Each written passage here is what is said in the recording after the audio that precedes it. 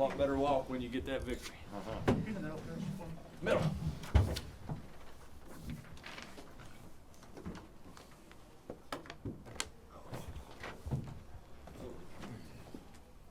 All right, Coach, congrats on the victory, and want to start off with the opening statement?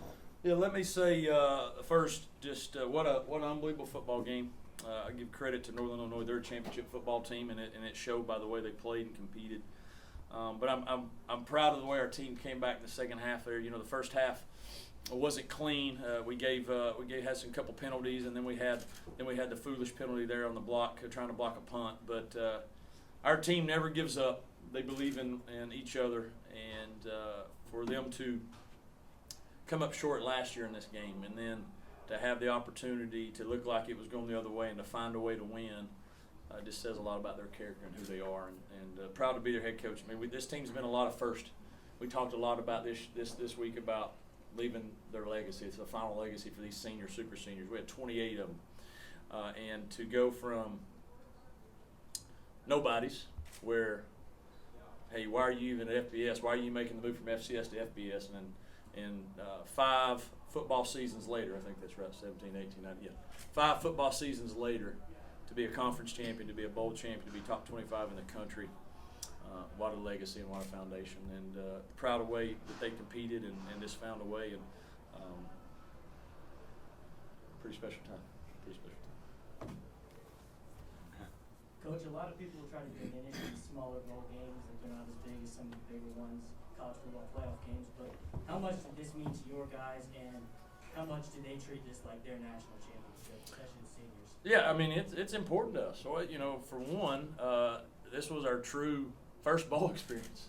You know, last year we didn't get it, and so it was basically an away game, and then we didn't win the football game, so that made it even worse.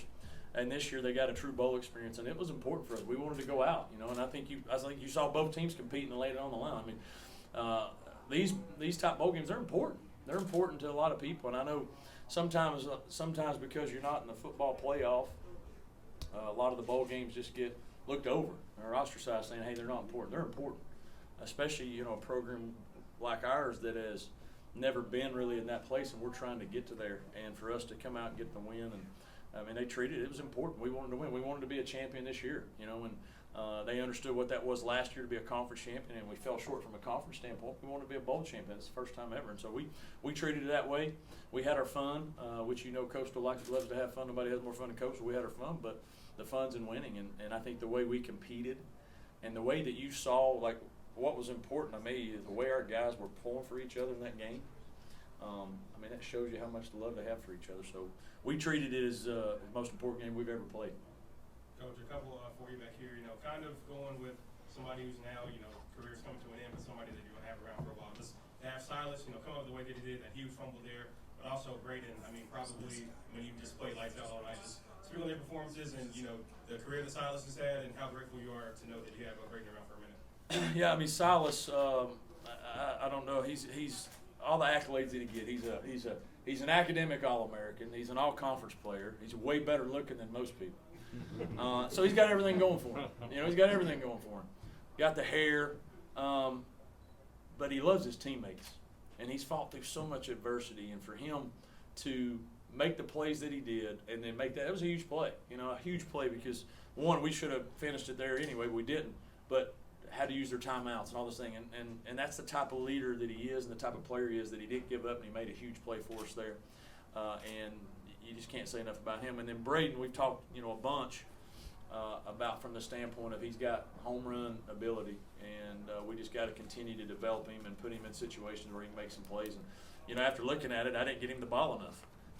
You know, he had 6 carries for 108 yards. You know, so I need to get him the ball more. But he was tremendous when he was out there, and he's somebody that's going to be an all-conference, all-American type, and, you know, player of the year type guy in our league. That's how good he is, and I'm thankful that we still got him for a little while. Coach, it wouldn't be me if I didn't have to ask this, but seeing your reaction at the end of your opening statement, I think you already answered the question. What does this mean to you personally as a coach, getting the accomplishment of bowl win for Coastal Carolina and yourself? You know what? it didn't mean it. I'm thankful that we got the win, but for me personally, it's more for them. Knowing the struggle that there was, knowing the struggle, and knowing that was something that I wanted and our coaches wanted for them so bad because of the struggle. You know, and that's great, but I've never won a football game in my life. I've lost a bunch, but I've never won one, and they have. And they've had a tremendous season, and it'd have been disappointing not to cap it off with the first one. And I'm just thankful for them, because everything that we ask them to do, all the sacrifices we ask them to sacrifice, they did. And to be able to be rewarded with a championship and to see the camaraderie, see the love they have, it's a special moment. Coach, with respect to that, what's the journey been like for you? You said, it's about them, the players, but what's it been like for you personally? These, 3 years as head coach now, but particularly these last couple of seasons. Yeah, don't count the interim year. That was a miserable year. But you know what? Anytime you take over a program and you're taking over for a coach that was a legend, and then you're trying to build on the culture that was already there, but implement your own way. It was tough. It was rough, and I thought we were better than 5-7 the year before, but we didn't get over the hump in 2019, and so that was a hard year, just trying to establish who you are. Because anytime when you follow somebody that's been highly successful, that's a challenge, because there's certain expectations.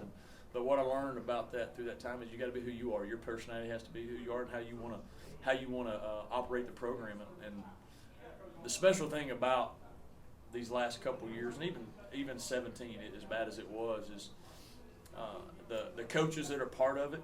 We've been together a long time in a lot of different ways, and for us to be able to build a program and take it to the level that it is together, that means a lot to me, because we were nobodies. You've never been at this level. You can't win. You can't do all these things. We hear those things all the time, and the thing about the coaches, and they believe in each other. They believe in what we do, and to see the rewards of their hard work and the sacrifices that we do, that means a lot, and I'm thankful for Coastal for believing in us, because not a lot of people did, and I'm thankful that we can reward the university with the last couple of years and what we've been able to do on the field, but really bringing the impact to Coastal. That's a brand nationally now. Everybody knows what the Chanticleers is. And 3 years ago, 4 years ago, maybe not as much, but everybody knows what that is. And this senior class and our football program has been a big part of why that's recognized, and I'm thankful to be part of that. I'm a little long-winded. I'm a little emotional right now. Coach, how does it feel to have a win associated with a cause like the Cure Bowl? Say that again?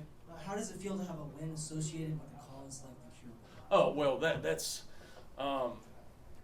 for us to be down here and then play in an unbelievable bowl game. And the bowl people were tremendous this year. But we all know cancer and how it impacts this world, and especially this country.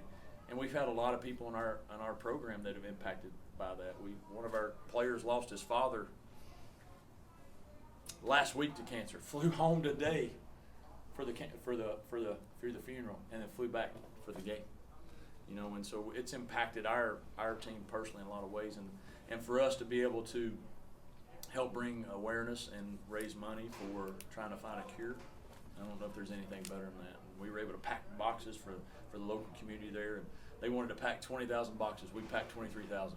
I personally think we probably packed about 19. We killed them in the hunger thing over there too. So I was hoping it would transition to the game, and so but I think anytime you can impact, you can use sport to impact in a positive way is important, and especially something as devastating that cancer can be.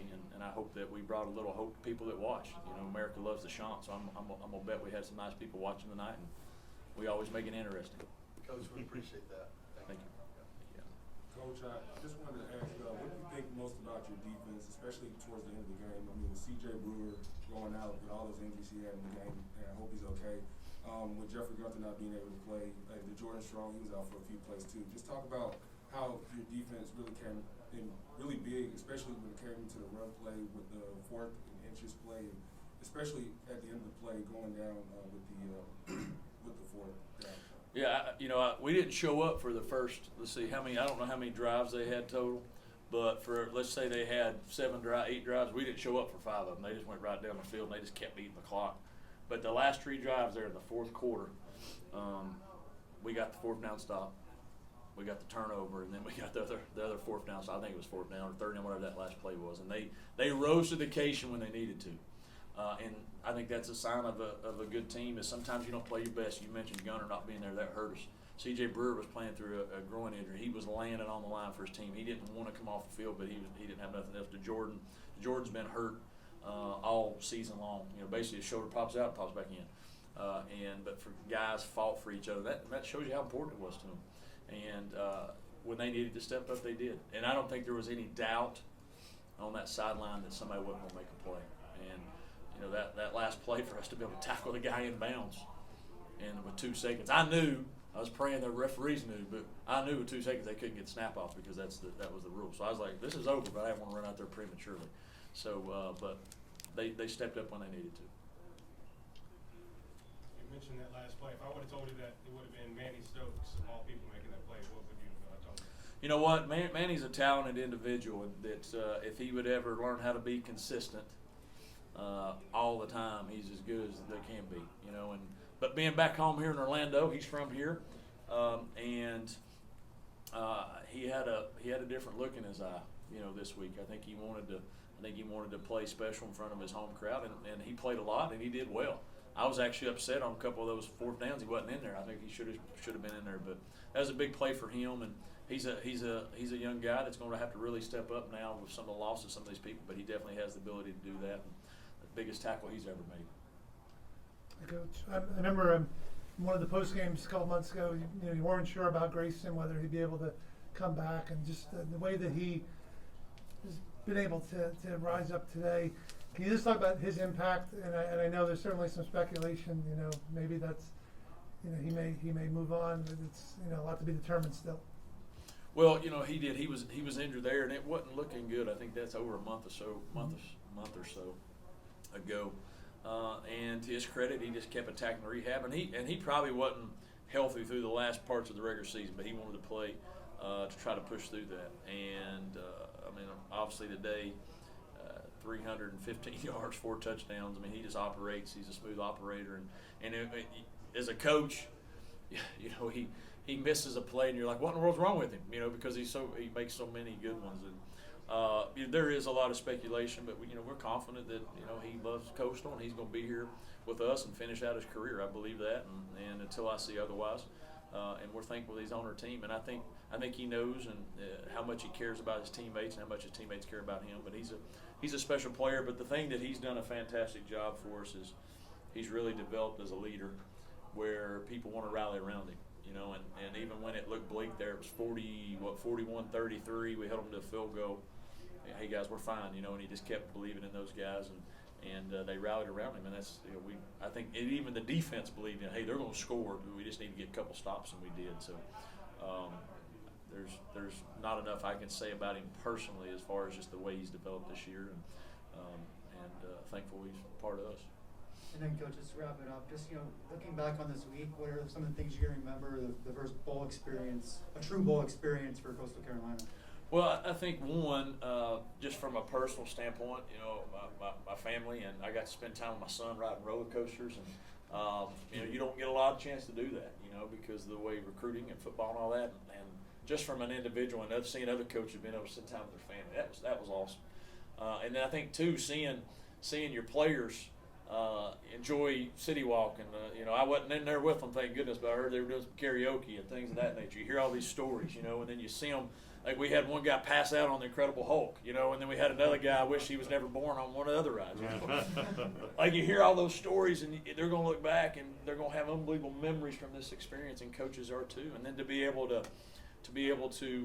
do it for such a great cause and pack the boxes for hunger, there was so much part of that. And, it was a tremendous week, and we ate well, which was great, and to be able to finish it off. And to do that and to beat a champion like they were, I'm thankful for that. Thankful to represent the Sun Belt Conference the way we did. Coach, Thanks, I got one more if you don't mind. Just if you could take a quick look to next year. You lose so many seniors, so many starters. You know, do you feel confident that you got the same amount of talent that you had this year coming back, or is there a lot to remain to be seen there? No, you know what? I think our talent, we've recruited pretty well. I think we're gonna have good talent coming up. It's just gonna be inexperience because we've had so many guys playing. You know, I think we've got. It's gonna be hard to replace a Silas and a Teddy. It's gonna be hard to replace a C.J. Brewer right away, a Jeff Gunner, Javon, Isaiah. We got nobody like Isaiah on our team, but we do feel like we've recruited pretty well, and we've got some very young talent. So I think we got a chance to be talented, more talented, but less experienced. We're gonna have to, you know, fill some needs, immediate needs there that we have, but. I think we put ourselves in a good position. I think everybody is going to be losing because of COVID. Everybody's going to be losing a decent amount of the roster, and so we have to do a good job of reloading. You know, and it won't be a rebuild. I think we'll reload. We might have to do things differently because we don't have the experience, but this is what the expectation is. We're not going to go backwards. Thanks, Coach. Thanks, Coach. Hey, appreciate y'all. God bless. Thank you, sir. Thank you. Sean's up.